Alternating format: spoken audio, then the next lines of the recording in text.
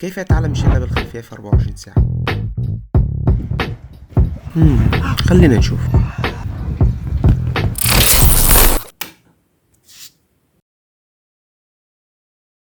حاليا الجو ساقع، ف أنا قررت النهاردة أعمل معاكم تحدي جديد، وهو إني أتعلم الشقلبة الخلفية في 24 ساعة بس، وأأمل ذلك الصراحة.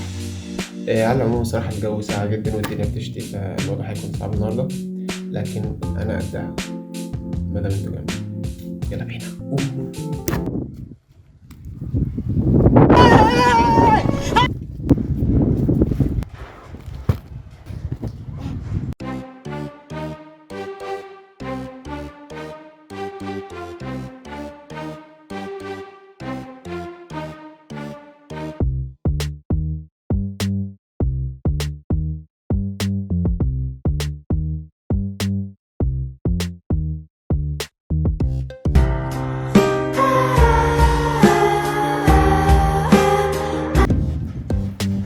مش عارف اجيبها، اكيد في سر في الموضوع ده. تعالى نتعلم، يمكن لو حاجة.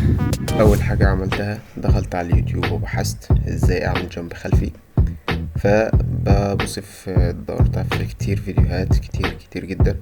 لقيت ان المشكلة عندي في زخم الحركة، ان انا ما بعرفش ادي جنب عالي مع قفزة خلفية، ولازم امسك ركبتي زي ما الاخ اللي عملها دي معلم والله العظيم.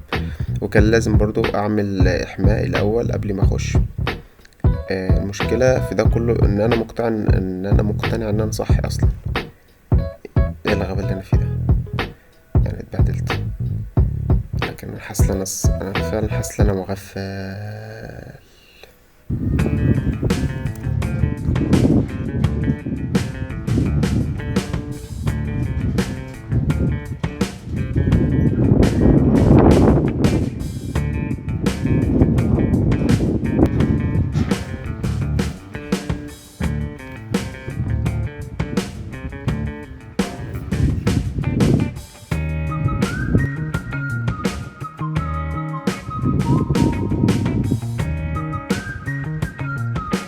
الوضع صعب، انا كنت بحسبه سهل عن كده.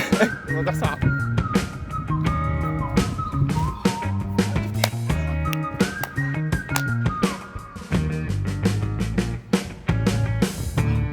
هل في امل؟ اكيد طبعا يا ابو مرسي.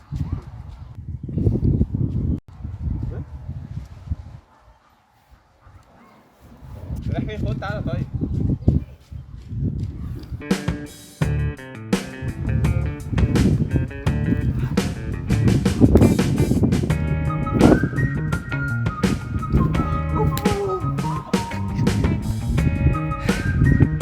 تقريبا المشكلة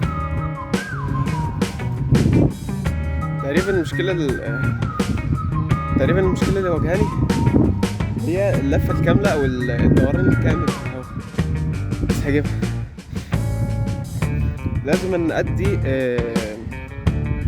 اقصى، ادي جامب عالي وارمي لورا، مش العكس، ان انا ادي جامب يعني نص واجرامي كده واقع على وشي.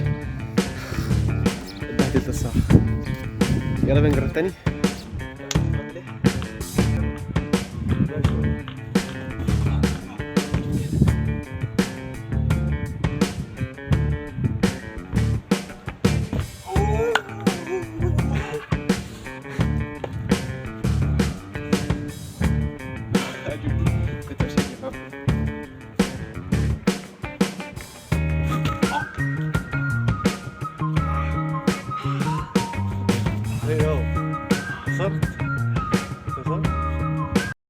في الحقيقة بعد عناء طويل، وبعد ما ايدي اتلوحت وظهري اتخبط، مقدرتش اجيبها، لكن مش هيأس، هجيبها تاني بكرة.